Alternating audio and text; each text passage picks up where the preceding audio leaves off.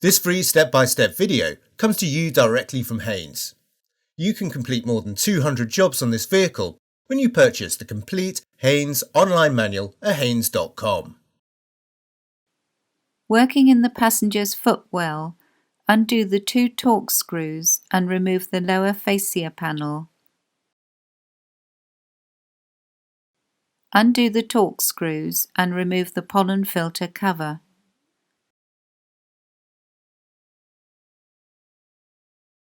Slide the filter element from the housing.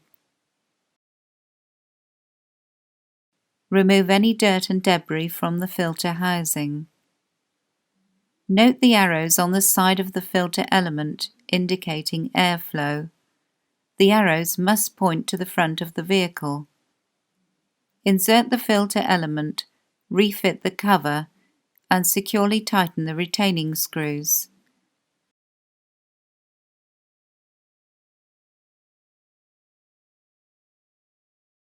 Maneuver the fascia panel into place and secure it with the 2 screws.